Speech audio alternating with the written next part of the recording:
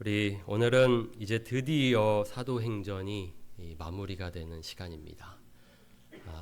작년에 제가 5월부터 이 사도행전 강해를 시작했습니다. 했던 이유는 한국 교회에서 전체적으로 공동설교를 하자 이렇게 제안을 했고요. 로잔 대회라고 해서 세계 복음화 국제 대회가 유치되었었기 때문에 이 때를 맞이하면서 우리 함께 사도행전을 읽자, 배우자. 그렇게 해서 작년에 그렇게 했거든요. 그래서 저도 그 소식을 듣고 우리 성도들과 함께 해야겠다 생각이 들었고, 또 특별히 제가 부임한 후에 이렇게 우리 교회를 어떤 비전으로 이끌고 나가야 할지 저에게는 큰 고민이었습니다. 그러려면 다시 초대교회 그 모습들을 보면서 배워야겠다. 우리 함께 그렇게 배우면 좋겠다. 그런 마음으로 사도행전을 이렇게 우리가 함께 살펴보게 되었습니다. 긴 시간 동안 여러분들 따라오셨는데요. 어떤 것들이 기억나십니까? 그것들을 좀 오늘은 정리하고 마무리하는 시간을 가지려고 합니다. 한마디로 사도행전을 요약한다면 저는 이렇게 요약하고 싶습니다. 성령의 강림으로 시작된 교회의 선교 이야기. 우리 함께 한번 읽어볼까요? 시작. 성령의 강림으로 시작된 교회의 선교 이야기. 단어 하나하나가 너무너무 중요합니다. 성령의 강림. 그렇죠? 예수님 부활하시고 함께 40일 동안 그렇게 제자들과 함께 계시다가 이제 떠나십니다. 승천하십니다. 그리고 난 후에 예수님께서는 성령을 기다리라고 말씀하셨습니다. 그래서 제자들은 모여서 성령을 기다렸고 오순절 날에 성령님이 임하시게 됩니다. 성령 강림 사건이 일어나게 됩니다. 그때 시작된 것이 바로 교회입니다. 그 성령의 강림 속에 제자들의 복음 전파 속에 많은 사람들이 예수님을 믿게 되었고 이제 모이기 시작했습니다. 그 모임이 교회가 되었습니다. 바로 우리는 그 교회의 이야기를 살펴봤습니다. 그리고 난 다음에는 그 교회가 이제 어떻게 살았는지 보니까요. 교회는 그때부터 선교했습니다. 복음을 전했습니다. 또 다른 이들을 하나님의 나라로 초대하고 그렇게 하나님 나라의 백성으로 함께 살아갔습니다. 그래서 사도행전의 이제 핵심 구절은 1장 8절입니다. 사도행전 1장 8절이 사도행전 전체를 아우르는 핵심 구절, 주제 구절입니다. 우리 함께 읽겠습니다. 시작. 오직 성령이 너희에게 임하시면 너희가 권능을 받고 예루살렘과 온 유대아와 사마리아와 땅끝까지 이르러 내 증인이 되리라. 아멘. 제자들은요, 예수님이 부활하신 다음에 이제 모든 것이 다 끝났구나. 이제 예수님이 왕 되시고 이제 모든 것은 회복되고 이제 정말 천국이 임하는구나 이렇게 기대했습니다. 그래서 예수님께 이제 그때가 왔습니까? 이스라엘이 회복됨이 이때입니까? 이렇게 물어봤는데요. 그때 예수님께서 그때는 모른다. 그때는 모르고 너희들이 해야 할 일은 성령님이 오실 것인데 그 성령님이 오시면 권능을 받아서 앞으로 해야 할 일이 있다. 끝이 아니라는 겁니다. 예수님은 떠나시고요. 이제 성령님이 오시면 예루살렘과 온 유대와 사마리아와 땅끝까지 이제 예수님을 증언해야 합니다. 예수님께서는 그렇게 될 것이다라고 확정적으로 이렇게 말씀해 주십니다. 그래서 이야기는 이제 예루살렘에서 일어난 선교 이야기, 온 유대에서 일어난 사마리아에서 일어난 땅끝까지 그래서 복음이 전파되어 선교가 이루어졌던 그 이야기들을 이제 우리가 보게 되었습니다. 처음에는 베드로가 중심이 되었고요. 사도 베드로가 중심이 되었고 후반부터는 이제 바울이라는 인물이 중심이 되어서 선교가 이루어졌습니다. 제자들 몇 명 되지 않는 사람들이었지만 그들 가운데 성령님이 임하시자 권능을 받았고 그들이 이제 담대하게 거침없이 예수님을 전하고 하나님 나라의 복음을 전파했을 때에 많은 이들이 예수님께 돌아오고 예수님을 믿었습니다. 구원의 역사, 구원의 스토리를 우리가 함께 보았습니다. 이제 우리가 오늘 마지막 이 사도행전의 마지막을 살펴보려고 합니다. 우리가 시작을 성령님의 오심으로 시작되었다. 그래서 그 이야기가 바로 이제 성령 강림하셨을 때 일어났던 방언 사건을 우리가 떠올릴 수 있습니다. 그때 일어난 일은요, 성령님이 임하시자 사람들이요, 자기들도 모르는 다른 나라 언어를 막 사용하기 시작했습니다. 그날이 오순절이었기 때문에 많은 사람들이 예루살렘 성전을 찾아왔습니다. 그런데요, 왔는데 이 사람들은 다른 나라에서, 각기 다른 나라에서 온 사람들이었는데 모였는데 사람들이 지금 어떤 무리가 자신들의 언어로 하나님의 큰 일, 하나님이 무슨 일을 하셨는지, 예수님이 누구신지를 막 말하기 시작하는 것을 듣게 됩니다. 그래서 사도행전의 첫 선교 이야기는 바로 이 오순절 성령 강림으로 일어난 일이었습니다. 방언을 통해서 하나님 나라의 그 큰 이야기가 전해지게 되었습니다. 그렇게 시작되었고요. 이제 오늘 이제 28장 31절은 이렇게 맞춰지게 됩니다. 하나님의 나라를 전파하며 주 예수 그리스도에 관한 모든 것을 담대하게 거침없이 가르치더라. 누가 이렇게 했죠? 바울이 이렇게 했습니다. 바울이 드디어 로마에 도착했고 그곳에서 하나님의 나라를 전파하면서 사도행전은 이렇게 마무리가 됩니다. 하나님 나라의 그 이야기가 그렇게 전해지고 또 전해지고 그러면서 로마에까지 이르게 되었습니다. 그 과정 속에 우리가 어떠한 일들이 있었는지는 지금까지 살펴보았습니다. 예루살렘에 갔을 때에 바울이 잡히게 되었고요. 거기서 이제 고난을 받습니다. 그리고 2년 동안 가이사라는 곳에 갇히게 되었습니다. 더 이상 복음을 전할 수 없을 것만 같은 그런 절망적인 상황이었습니다. 그런데요, 하나님은요, 계속해서 말씀해 주셨습니다. 여기서 끝이 아니다. 너는 로마에 갈 것이다. 그곳에서 나를 증언할 것이다. 죄수의 몸으로 바울은 이제 드디어 로마에 가게 됩니다. 그 과정을 이렇게 잠시 살펴보면요, 우리가 지난주까지 살펴봤던 그 내용들 이후로 이야기는 이렇습니다. 짧게만 살펴보고 넘어가도록 하겠습니다. 우리가 이 바울이 타고 있던 배가 유라굴로라는 큰 풍랑을 만난 사건을 보았습니다. 떠나지 말아야 할 그때에 무리를 해서 떠나는 바람에 그 폭풍 속으로 들어가게 되었고 결국 배는 이제 난초, 정말 이 위기를 맞이하게 됩니다. 사람들이 이제 곧 죽을 것만 같았기 때문에 두려웠습니다. 그때에 바울은 담대하게 두려워하지 말라. 이제 안심하라. 그들을 안심시켰습니다. 하나님의 말씀으로 그렇게 안심시켜 주었고요. 또 음식을 통해서 그들에게 힘을 불어넣어 주었습니다. 그리고 난 다음 이야기입니다. 27장 38절을 보면요. 이제 이들이 배부르게 먹었습니다. 그 다음에 이제 어떻게 해야 되냐면 배의 무게를 줄이기 위해서 이제 다 그것들을 버리게 됩니다. 좀 더 바람을 타고 가기 위해서는 배가 가벼워져야 하기 때문이었습니다. 그리고 이제 그때에 날이 새면서 어떤 육지를 보게 됩니다. 이제 어딘가에 도착하겠구나라는 이제 기대를 품게 되었는데 하필 그때에 또 큰 파도를 만나면서 결국 배는 부서지게 됩니다. 거의 육지에 가까이 이르렀는데 배가 이렇게 부서지게 되면서 큰 위기를 맞이했을 때 사람들이 어떻게 했냐면요. 이 군사들이 지금 이 배에는 죄수들이 같이 타고 있었거든요. 이 군사들이 여기서 바울을 포함해서 죄수들을 죽이려고 했습니다.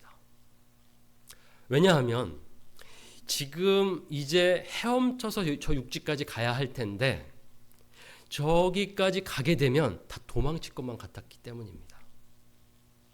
당시 이 로마의 군사들은 어떤 규칙이 있었냐면요. 만약 내가 지키는 죄수가 도망치거나 탈옥하게 되면, 그러니까 그것을 방관하게 되면 그가 받아야 할 죄값을 그 군인이 받아야 됐습니다. 그러니까 이들을 놓치면 이들이 죽습니다. 그 군인들이 죽게 되니까 그렇게 그들을 위해 안심시켜 주었던 바울이었는데, 그들에게 힘을 실어 주었던 바울이었는데, 그 바울조차도 죽여야겠다, 그렇게 결심하게 됩니다. 이렇게 구원을 받고 또 삶을 얻었는데도 또 사람들은 또 자기 중심적으로 살게 됩니다. 결국 자신을 지키기 위해 남을 해치려고 했습니다. 그런데 그때에 백부장이 나서면서 그 일을 막습니다. 왜냐하면 특별히 바울을 구원하기 위해서였습니다. 그래서 그들의 뜻을 막고 그들을 향하여 사람들로 하여금 이제 물에 뛰어내려서 육지에까지 가라고 그렇게 명령하게 됩니다. 다행히 아무도 다치지 않고 또 해치지 않고 그렇게 육지에 이르게 되었고 다 구조를 받게 됩니다. 28장으로 넘어오면요, 그들이 도착한 곳이 멜리데 섬이라는 곳이라는 것을 알 수 있습니다. 이 섬에 도착합니다. 그리고 감사하게도 그 섬에 있던 원주민들이 따뜻하게 갑자기 찾아오게 된 사람들을 대접해 줍니다. 음식도 주고요. 당시는 이제 추운 시기였기 때문에 이제 불도 피워줍니다. 그러다가 무슨 일도 생기냐면 바울이 그 불에서 뛰쳐나온 독사에 물리기도 합니다. 독사입니다. 그러니까 물리면 죽습니다. 근데 신기한 것은 하나님께서 바울을 지켜주십니다. 독사에 물렸지만 조금도 상함이 없었습니다. 그때 원주민들은 이 바울이 대단한 인물이구나, 그러면서 이제 신이라 부르기 시작했습니다. 그래서 이제 아픈 한 사람에게 데려가게 되는데요. 그는 바로 보블리오의 부친이었습니다. 이 보블리오라는 사람은 그 멜리데 섬의 아주 유력한 사람이었습니다. 그의 아버지. 그가 지금 열병과 이질에 걸려서 누워 있었는데 바울이 그렇게 독사에 물리고도 죽지 않는 모습을 보면서 이는 대단한 사람이구나, 이를 데려가야겠다, 그렇게 하면서 데려가고 바울이 들어가서 기도하고 그를 낫게 해줍니다. 더 이제 사람들이 이제 바울에게 몰려듭니다. 그때 바울은 그들에게 복음을 전하고 그들을 안수해주고 특별히 병든 사람들을 고쳐주게 됩니다. 이 로마로 가는 과정이 참 험난한데요, 그 가운데에도 놀라운 은혜의 이런 모습들이 있습니다. 하나님께서 바울을 들어서 사용하셔서 이 멜리데 섬에 있는 이들을 구원하시는 놀라운 역사를 일으키십니다. 이 멜리데 섬에 놀라운 부흥이 일어나게 됩니다. 그래서 떠날 때는요, 배가 부서져서 그곳에 잠시 이렇게 머물게 되었지만 떠날 때에는 이 멜리데 섬에 있는 원주민들이 그들을 이제 환송하게 됩니다. 아예 더 필요한 것들을 더 실어주고 떠나 보내줍니다. 그래서 결국 이제 이탈리아의 레기온, 보디올 이렇게 지나가고 드디어 로마에 이르게 됩니다. 그래서 16절 말씀을 보면요, 우리가 로마에 들어가니. 이 과정 속에 여기 이 로마에 가기 전에 보디올이라는 지역에서도 어떤 형제들을 만납니다. 이 바울을 마중 나온 형제들이 나타나는데요, 이들이 누구냐면 바울은 이미 우리가 알고 있는 로마서를 이미 예전에 썼습니다. 고린도라는 그곳에서 목회할 때에 선교하면서 로마에 편지를 보내게 됩니다. 그것이 바로 로마서입니다. 그러니까 바울이 로마에 도착하기 전에 로마에 있던 그리스도인들이 이미 바울을 알았습니다. 그 편지를 받았고 그 복음의 정수가 담겨있는 그 편지를 받고 많은 은혜를 입었습니다. 그러니까 그가 온다는 소식에 달려가서 로마에서 또 보디올까지 내려와서 이 바울을 마중 나가게 됩니다. 그렇게 그 형제들의 환영 속에 바울은 드디어 로마에 들어오게 됩니다. 그리고 로마에 들어왔을 때 여전히 바울은 죄수였습니다. 어떻게 이제 그곳에 머물게 되냐면요, 지키는 군인 한 명과 함께 어느 집에 머물게 됩니다. 그것은 이제 여기 성경에 보면 셋집, 그러니까 새를 내고 머무르게 되는 집이었습니다. 그곳에 머무르면서, 그러니까 감옥이 아니라 집에서 갇힌 채 지내게 됩니다. 가택연금 상태로 지내게 되는데요. 이때에 사람들이 이제 이 바울의 소식을 듣고 찾아오게 됩니다. 그 갇혀 있는 가운데에서도 그래서 바울은 복음을 전하게 됩니다. 바울은 항상 첫 번째 유대인들에게 관심이 있었습니다. 그래서 유대인들을 만나서 복음을 전했고, 또 그곳에 있는 로마인들, 이방인들에게 복음을 전했습니다. 23절을 보면요, 그들이 날짜를 정하고 그가 유숙하는 집에 많이 오니. 이전에는 바울이 찾아 나섰습니다. reaching out, 다가갔고 더 찾아가야 했지만 이제는 찾아오게 되었습니다. 하나님의 인도하심입니다. 찾아갈 수 없는 상황이 되자 사람들을 불러 모아서 이렇게 찾아오게 만들고 복음을 듣게 하셨습니다. 그래서 바울은요, 감옥에 이 집이라는 감옥에 있는 동안에도 아침부터 저녁까지 사람을 만날 수 있었고 그곳에서 강론하며 하나님의 나라를 증언했습니다. 그리고 이제 오늘의 장면을 보게 됩니다. 이제 사도행전의 마지막 씬, the final closing scene입니다. 이 장면을 보는데요, 우리 30절, 31절 말씀 우리 함께 읽도록 하겠습니다. 한번 여러분들 그림처럼 그리면서 한번 이 말씀을 읽으시기 바랍니다. 시작. 바울이 온 이태를 자기 셋집에 머물면서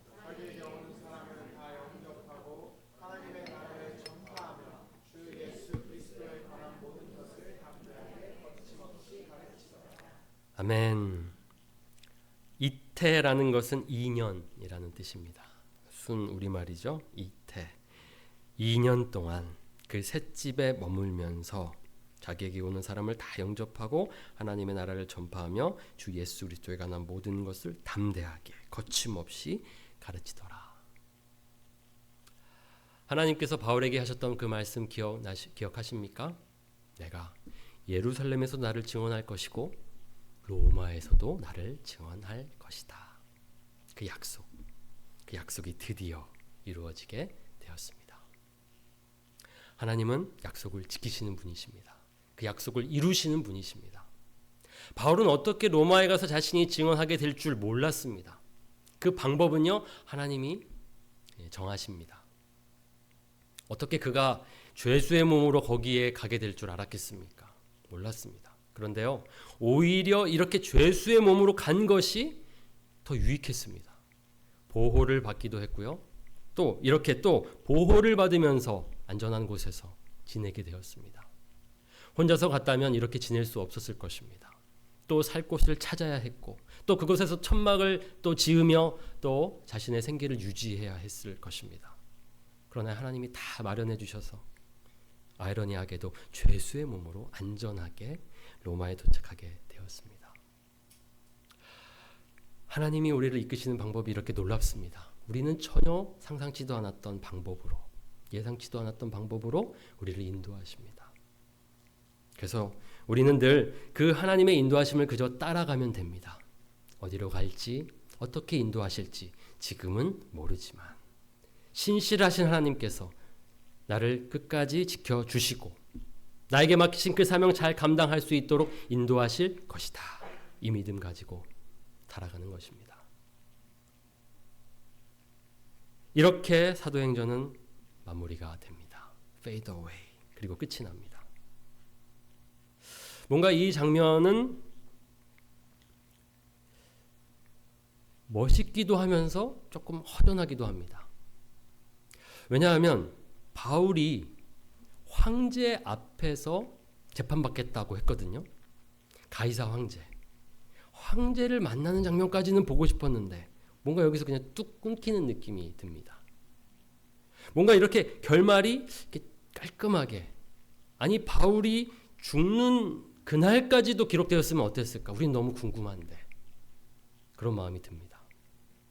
뭔가 열린 결말처럼 이렇게 마무리가 되는데요. 여기에는 다 이유가 있습니다. 사도행전을 누가 썼죠? 사도행전을 누가 썼습니까? 누가가 썼습니다. 누가가 썼습니다. 이 누가는 의도적으로 모든 단어들을 선택하고 기록했습니다. 성경은 선택적으로 필요한 말씀을 기록한 것입니다. 여기까지가 필요했던 것입니다.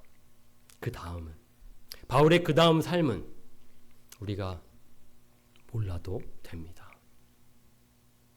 어쩌면 바울에게 너무나도 이 초점이 맞춰지면 어떻게 됩니까? 바울이 너무 드러납니다. 바울이 마치 이 사도행전의 주인공처럼 드러날 수 있기 때문에 누가는 오히려 여기까지 바울의 사명을 다하는 것으로 보여주고, 오히려 마지막은 오직 예수 그리스도께 영광을 돌리는 것으로 마무리하는 것입니다. 바울이 주인공이 아닙니다. 바울은 조연입니다. 주연은 예수님입니다. 그래서 열심히 그 예수님을 드러내는 바울의 모습을 보고 로마에까지 와서 그 예수님을 드러내는 우리는 그 장면을 보면서 사도행전을 이렇게 마지막 장면을 확인합니다. 총 그래서 사도행전은 28장인데요. 그러면 끝인가 할 수 있습니다. 우리가 생각해 보면 끝이 아닙니다. 이것은 마치 열린 결말과도 같습니다. 그 다음에 바통은 누가 이어받을 것인가? 이 사도행전, 이 액트, 사도들의 행적을 기록한 이 이야기는 또 그 다음을 이어갈 사람들은 누구인가? 바울 다음부터 믿는 모든 사람들이 될 것입니다. 거기에는 저 여러분도 포함이 됩니다. 그런 의미에서 우리는 이제 사도행전의 다음 장을 써내려가야 할 책임을 가지고 있습니다. 이제 우리의 이야기를 기록할 차례인 것입니다. 제가 예전에 이 온누리교회 주중에 화요일 모임이었습니다. 화요일에 찬양 집회가 있어서 매주 그곳에 찾아갔는데요. 처음에 딱 갔을 때 인상적으로 제가 봤던 것이 표가 아니라 그림이라고 해야 될까요? 배너였는데요. 이 배너였습니다. Act 29, Act 29. 이게 딱 있더라고요. 그래서 이게 뭔가 Act 29, 사도행전 29. 그래서 막 그때는 잘 몰랐으니까 사도행전을 봤는데 29장이 없더라고요. 그럼 뭔가요 이게? 뭘까요? 이제 물어보니까, 이제 설명을 들어보니까 온누리교회, 그러니까 이 비전이 무엇이냐면 사도행전 29장을 쓸 교회다. 우리가 쓸 차례다. 그래서 액트 29. 이것이 이제 온누리교회의 비전이었습니다. 참 멋있다. 처음엔 이해하지 못할 때는 몰랐는데 알고 보니까 너무 멋있더라고요. 온누리교회 뿐이겠습니까? 그렇죠? 저와 여러분, 우리 은혜교회가 바로 이 액트 29장을 써야 할 책임을 가지고 있습니다. 어떻게 우리는 액트 29, 우리 사도행전 29장을 쓸 수 있겠습니까? 그것이 오늘의 이제 마지막 우리가 생각해 볼 질문입니다. 우리는 어떻게 살아야 합니까? 그리스도인으로 어떻게 살아야 합니까? 특별히 오늘날에는 바울은 바울의 시대에서 멋지게 자신의 삶을 살았습니다. 그리스도인이라면 저렇게 살아야 되는구나라는 것을 보여주었습니다. 그러나 지금 우리는 바울의 시대에 살고 있지 않습니다. 우리의 시대 속에서는 어떻게 살아야 하는가? 이것은 큰 도전입니다. 우리는 이 질문을 던지면서 매일매일을 살아가야 합니다. 저는 이 질문에 어떤 책을 보면서 좋은 답을 얻게 되었습니다. 그것을 이렇게 그 책은 표현하고 있었습니다. 신실하게 남아있기. 신실하게 남아있기. Faithful presence. 이게 영어로 보면 신실한 현존, 이렇게 좀 어려운데요. 이것을 번역을 신실하게 남아있기 이렇게 번역했더라고요. 그래서 참 처음에는 이해가 잘 안 됐는데 책을 읽으면서 그것이 이해가 됐습니다. 이렇게 풀고 있었습니다. 신실하게 남아있기란 그리스도인은 오늘날에 이렇게 살아야 된다는 것입니다. 성경의 가르침에 반응하면서 그 문화 속에 신실하게 남아있기. 여러분 한번 잘 생각해 보시기 바랍니다. 우리는 어떻게 살아야 되냐면요. 성경의 가르침에 반응하면서 그 문화 속에 신실하게 남아 있어야 합니다. 이것이 바로 우리가 오늘 그리스도인으로서 살아가야 할 삶입니다. 이 이야기를 써내려가야 합니다. 이 문장을 생각하시면서 두 가지로 보겠습니다. 이 시대 문화 속에 신실하게 남아있기와 하나님의 말씀에 반응하기. 오늘날에 그리스도인으로 산다는 것은 이런 것이구나. 이 시대 문화 속에 신실하게 남아있기와 하나님의 말씀에 반응하기. 이 두 가지입니다. 이 시대 문화 속에 신실하게 남아있기 대체 무슨 말인가? 여러분들도 생각이 드실 것 같습니다. 우리는요, 바울의 시대와 오늘날의 시대의 차이를 이해해야 합니다.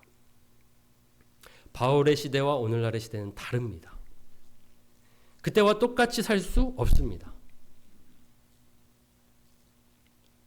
그 시대를 이렇게 한 단어로 이야기한다면 바울의 시대는 비기독교 시대라고 표현할 수 있고요. 지금의 시대는 뭐라고 표현할 수 있을까요? 물론 아직도 복음을 듣지 않은 민족, 나라가 있습니다. 그러니까 비기독교 시대라고도 볼 수 있겠지만 사실은 복음이 이제 널리 전파되었기 때문에 기독교에 대해서 꽤나 많이 알고 있습니다. 전해졌기 때문에. 오히려 지금은요, 어떤 시대냐? 탈기독교 시대입니다. 시대의 역사가 그렇습니다. 처음에는 비기독교 시대에 바울을 중심으로 선교가 일어나고 바울을 통해서 믿은 사람들이 교회를 세우고 그 교회를 통하여서 선교가 일어나면서 비기독교 시대가 어떻게 되냐면요. 기독교 시대가 됩니다. 그렇죠? 로마가 기독교를 국교로 받아들이게 되면서 이제 중세 기독교 시대가 열리게 되죠. 오랜 시간, 1000년의 시간을 그렇게 기독교가 중심이 된 나라로 이 시대가 흘러갔습니다. 그러면 뭔가 다 된 것 같았는데 오히려요. 기독교가 이 주류가 되니까 그때부터 타락이 시작되었습니다. 영적인 타락. 신앙을 갖는 것이 권력이 됩니다. 성직자가 되는 것이요. 권세를 얻는 길입니다. 그런 식으로 되면서 이제 자신의 이익을 위해서 신앙을 이용하고 활용하고 도구화하고 정치화하고 그런 시대가 중세 기독교 시대입니다. 오히려 이전보다 더 세상은 고통 가운데로 빠져들게 됩니다. 악인들이 종교를 이렇게 종교라는 이름으로 세상을 다스렸기 때문입니다. 기독교라는 이름으로. 그러면서 이제 반기독교 문화가 시작이 되면서 이제 르네상스, 이제 모더니즘이 시작이 되죠. 진리에 대한 거부가 시작이 되고 이성을 중요시하는 시대로 이어지게 됩니다. 점점점 어떻게 되냐면요. 이제 기독교를 이제 기독교로부터 이제 좀 떠나자. 기독교는 무익하다. 그런 시대로 접어들게 되면서 점점 탈기독교 시대가 되었습니다. 오늘날의 시대를 이렇게 이해해야 합니다. 지금은 탈기독교 시대입니다. 지금 우리 주위에 우리가 이제 복음을 이렇게 전하려고 하다 보면요. 어떤 경험들을 하십니까? 사람들이요. 그래도 기독교에 대해서 얼핏이나마 다 알고 있습니다. 어렸을 때 교회를 갔다는 이야기도 하고요. 성경을 읽어봤다는 얘기도 하고요. 어떤 책을 읽었다고도 하고요. 학교를 다녔는데 미션 스쿨을 다녔다고도 하고요. 그런데 믿지는 않습니다. 그런 사람들을 많이 만나게 됩니다. 우리 한국도 이제 벌써 복음이 전해지고 100년의 이 기독교 역사를 가지고 있죠. 많은 사람들이 기독교라는 어찌됐든 이 기독교라는 문화에 노출이 되었습니다. 그래서 얼핏 조금씩 알고 있습니다. 그런데 문제는 그들이 왜 그런데 기독교에 대해서 그렇게 들었는데도 믿지 않을까요? 부정적인 경험이 있었기 때문입니다. 지금은 그렇습니다. 더 심해지고 있습니다. 기독교가 더 크게 비난을 받고 있습니다. 오히려 사회 속에서 지금 문제를 일으키고 있는 집단으로 보이고 있습니다. 탈기독교 시대입니다.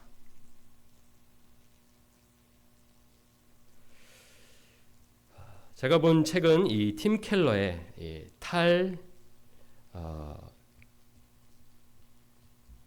기독교 시대 전도라는 책이었습니다. 팀 켈러의 탈기독교 시대 전도라는 책이었고, 이 책을 보면서 제가 지금 이 시대를 이렇게 설명한다라는 것을 보고 그렇구나라는 것을 깨닫게 되었습니다.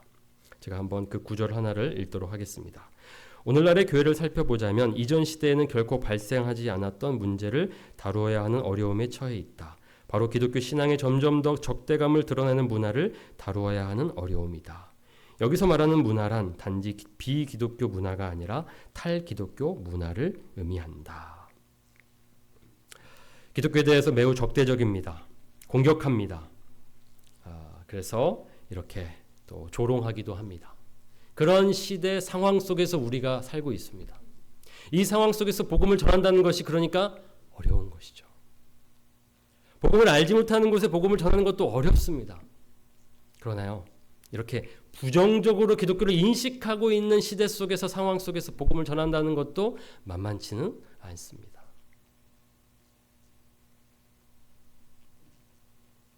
우리가 그래서 이런 경험을 통해서 어떻게 반응하냐면요, 우리가 이제 세상 속에 살아가면서 살아가는 그리스도인들의 모습을 보면 몇 가지로 나눌 수가 있을 것 같습니다. 이 전문가들이 이렇게 나누는 것인데요. 첫 번째는 후퇴라는 방식입니다. 후퇴라는 방식. 세상이 기독교에 대해 적대적이니까 어떻게 한다고요? 후퇴합니다. 어떤 모습일까요? 세상 속으로 들어가려고 하지는 않고 저기 수도원, 어디 조용한 곳, 이 시대가 느껴지지 않는 곳, 먼 곳에서 조용히 하나님을 믿고 싶어 합니다. 여러분들 수련회 가시고 좋은 또 캠프 가시고 사랑의 동산, 드레스디아스 가시면 어떠시죠? 돌아오기가 싫습니다. 그냥 계속 거기 있으면 좋겠어요. 그런데 그럴 수 없습니다. 예수님께서는 가라. 이제 내가 너희를 보내노라. 세상 속으로 우리를 보내십니다. 그런데요, 그 세상이 우리를 대적하니까, 반대하니까 어떻게 한다고요? 후퇴합니다. 자꾸만. 피합니다. 도망칩니다. 이런 방식으로 그리스도인들이 살아갈 수 있습니다. 우리가 너무 교회에만 모이기를 힘쓰는 건 맞습니다. 그런데요, 우리는 사실 흩어지기 위해서 모이는 것입니다. 세상 속으로 이제 나아가기 위해서 오늘 예배를 드리고 이제 주일을 지나면 우리 일상이 시작이 됩니다. 그 일상 속에서 하나님의 나라를 살아내고 하나님의 나라를 전파하고 그렇게 보내진 곳에서 살아가기 위해서 우리는 흩어집니다. 그러려고 모이는 것이지 모이기 위해서 모이는 것이 아닙니다. 그것은 후퇴하는 방식입니다. 이 시대 문화 속에서 우리는 신실하게 남아 있어야 합니다. 그 속에 머물러 있어야 합니다. 그렇다고 해서 또 다른 방식입니다. 동화되어서도 안 됩니다. 닮아져서도 안 됩니다. 세상 속으로 들어가라고 하니까 세상 속으로 들어갑니다. 그런데 무슨 일이 생깁니까? 별반 다르지 않게 살아갑니다. 똑같이 닮아집니다. 물듭니다. 영향을 받습니다. 구별된 삶이 아니라 동화된 삶을 살아가게 됩니다.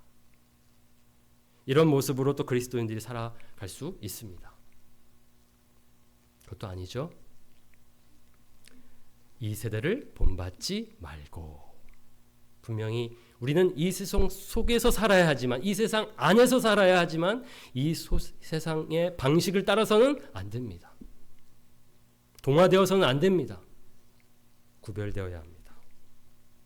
동화의 방식도 그래서 성경적인 방식이 아닙니다.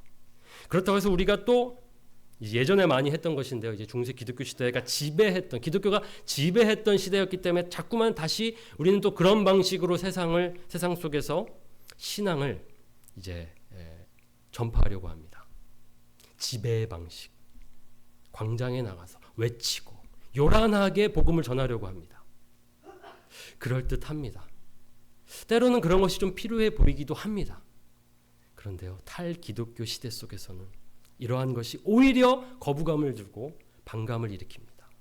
소리치고 남들에게 폐를 끼치고 무례하게 대하는 방식, 팻말 들고 예수천당 부시족하면 어떠죠? 손가락질 받습니다. 예전에는 그런 것들이 필요하던 때가 있었습니다. 지금은 탈기독교 시대입니다. 이미 기독교에 대해서 부정적으로 생각하고 있기 때문에 그렇게 외친다고 내 방식대로 전한다고 되는 것이 아닙니다. 지금이 우리가 일으켜야 할 혁명은요, 요란한 혁명이 아니라 예전에도 한번 살펴봤죠. 에베소에서 에베소 교회가 조용하게 혁명을 일으켰던 것을 보았습니다. 그 부흥을 조용하게 일으켰던 것을 보았습니다. 오히려 오늘 우리에게 필요한 방식은 바로 이런 방식입니다. 지배하는 방식이 아니고요. 내가 있는 곳에서 조용하게. 그렇기 때문에 이것을 이 시대 문화 속에 신실하게 남아있기라고 표현할 수 있습니다. 떠나서도 안 됩니다. 닮아서도 안 됩니다. 지배하려고 들어서도 안 됩니다. 조용히 머물러야 합니다. 이스라엘 백성들이 바벨론의 포로가 되었습니다. 그때 바벨론의 포로가 된 백성에게 예레미야 선지자를 보내서 하신 하나님의 말씀이 무엇이냐? 예레미야 29장 5절에서 7절 말씀입니다. 너희는 집을 짓고 거기에 살며 텃밭을 만들고 그 열매를 먹으라. 포로가 되었습니다. 하나님이 주셔야 할 말씀이라면, 기대하는 말씀이라면 이제 너희들이 고향으로 돌아갈 것이다. 기다려라. 잠시만 참아라. 이러면 좋을 텐데 뭐라고 하시냐면 거기 살아라. 집 짓고 텃밭 만들고 거기서 자식 낳고 열심히 노동하며 살라고 말씀하십니다. 이것은요, 오늘날에 정확하게 적용할 수 있습니다. 이 시대 속에서 하나님께서 원하시는 것은 시대 속에서, 이 시대 안에서 머무르며 일상을 살아가는 것입니다. 우리의 직업을 감당하는 것입니다. 그러나 다르게. 오히려 자신들을 멸망시킨 바벨론을 위해서 하나님은요, 너무나도 심한 요구를 하십니다. 저들을 위해 기도하라고, 바벨론을 위해 기도하라고 말씀하십니다. 너희는 내가 사로잡혀 가게 한 그 성읍의 평안을 구하고 그를 위하여 여호와께 기도하라. 당시에 거짓 선지자들이 있었습니다. 그들은요, 이제 곧 하나님이 우리를 고향으로 예루살렘으로 돌아가게 하실 것이다. 이렇게 외쳤던 사람들이었습니다. 그들이야말로 평안을 지금 외쳤던 사람들이었습니다. 그런데요, 하나님은 오히려 이곳에 살아라. 70년 동안 이곳에 있을 것이다 라고 말씀하십니다. 우리는 지금 이 세상 속에 하나님께서 살라고 두셨습니다. 이유가 있습니다. 해야 할 일이 있기 때문입니다. 예수님이 부활하셨을 때에 하나님의 나라가, 천국이 임한 것이 아니고 하나님의 나라는 시작되었지만 아직 완성되지 않았습니다. 하나님께서는 오히려 하나님의 나라를 이제 전파하라고 우리에게 사명을 맡기시고 예수님은 떠나십니다. 우리에게 주어진 것은 그렇기 때문에 이 시대 속에 머무르면서 신실하게 남아 있으면서 하나님의 나라를 전파하는 것입니다. 요란하게요? 아니요, 조용하게요. 내 자리에서 다르게 살아가는 것입니다. 어쩌면 평소에는 우리가 그리스도인이라는 것이 드러나지 않을 수도 있습니다. 그런데요, 꼭 드러나야 할 상황들이 생길 것입니다. 여러분들에게 유혹이 다가올 것입니다. 거짓을 행하라고, 세상의 방식대로 하라고 요구되어질 상황들이 꼭 찾아올 것입니다. 항상 그러한 유혹 속에 우리는 있습니다. 그때 바로 다르게 우리는 반응하고 행동해야 하는 것입니다. 직장생활 하시면서, 학교에서 공부하시면서 그런 유혹들이 많습니다. 요령 피우면 뭔가 쉽게 문제가 해결될 것처럼 수많은 유혹들이 우리에게 놓여져 있습니다. 그때에 다르게, 그때 그리스도인들은 다르다라는 것을 증명해야 하는 것입니다. 그게 바로 신실하게 남아있는 법입니다.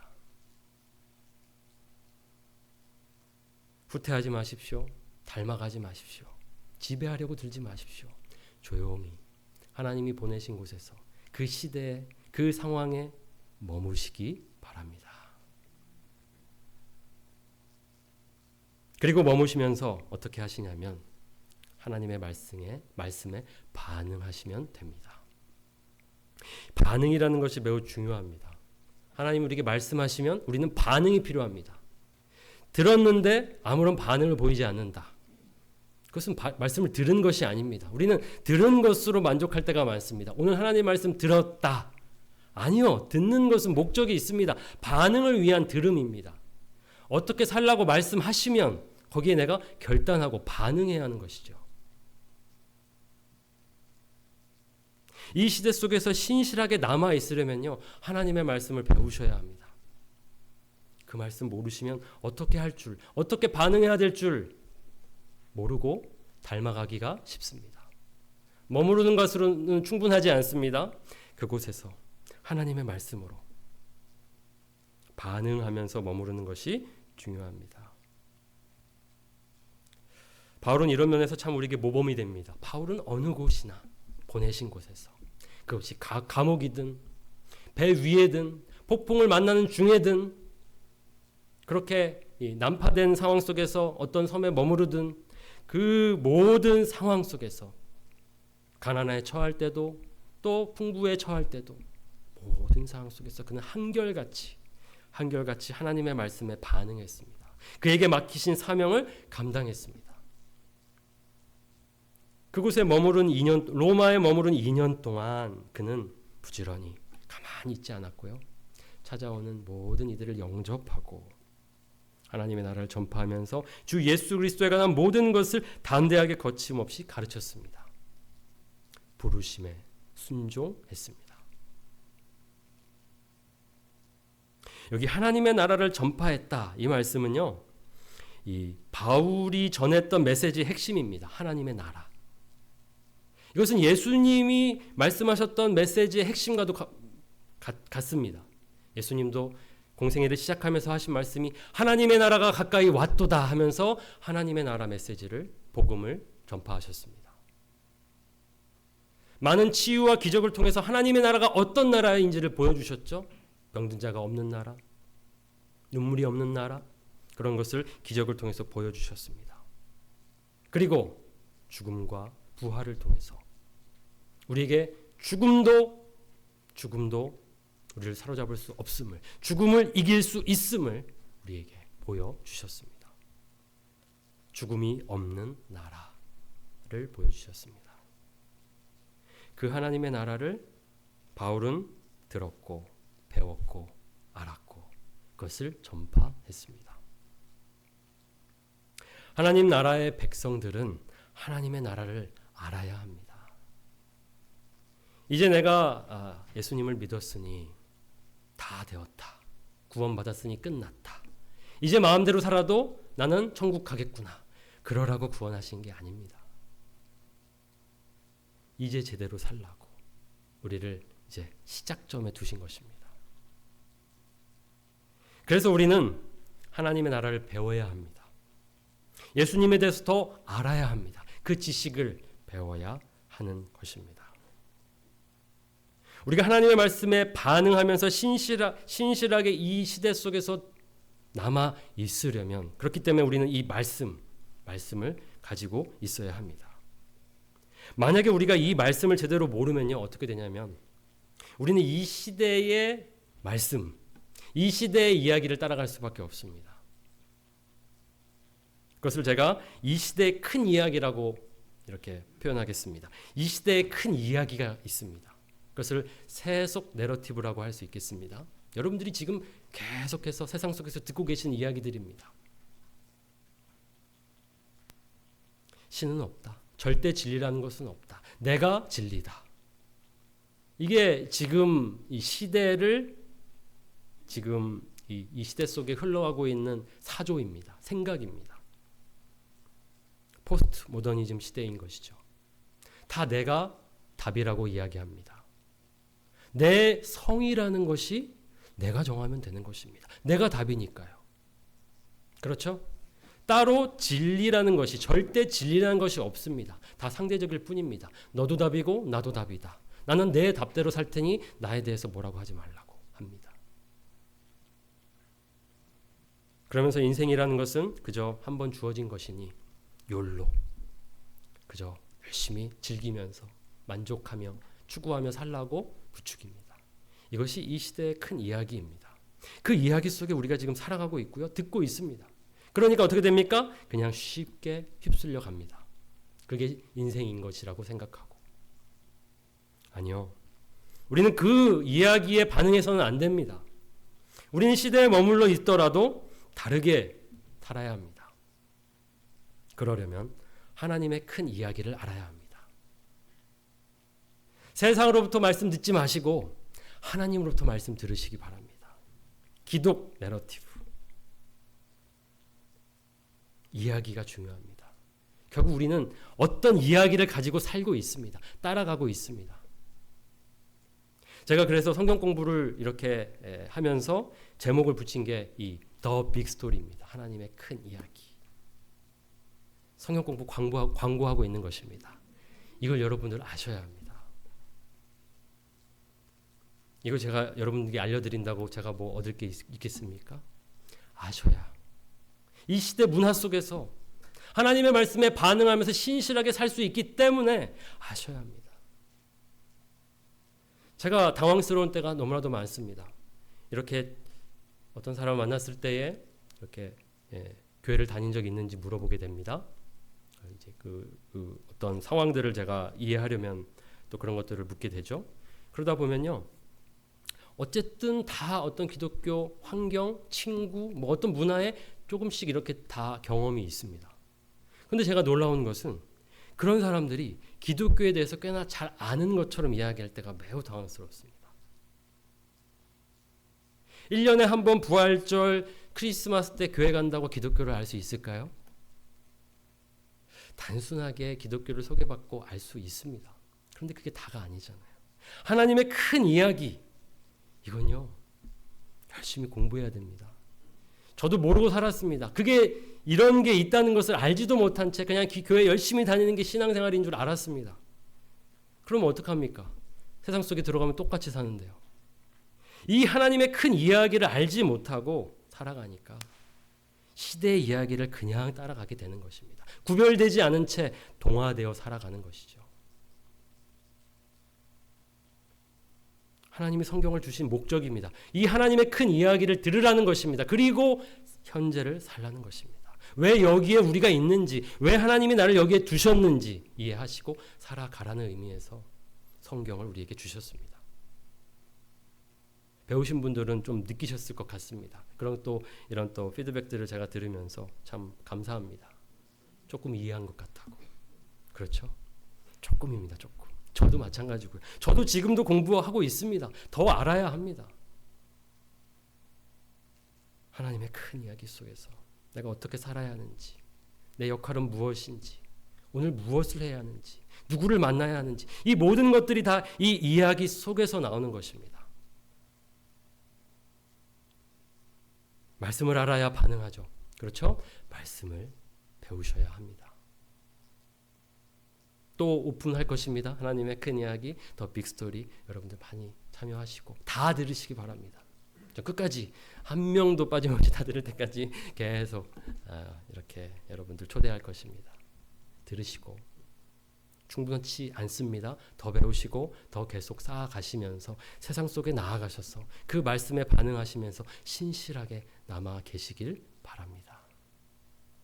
신실하게 남아있기 기억하시고 이것으로 하나님께서 오늘 사도행전 29장을 쓰라고 오늘 우리에게 말씀하십니다. 우리 그 말씀에 기쁘게 반응합시다. 하나님 그렇게 살겠습니다. 그렇게 살아갈 수 있도록 은혜를 주시옵소서. 우리 그렇게 기도하면 좋겠습니다. 우리 같이 시간 기도하겠습니다.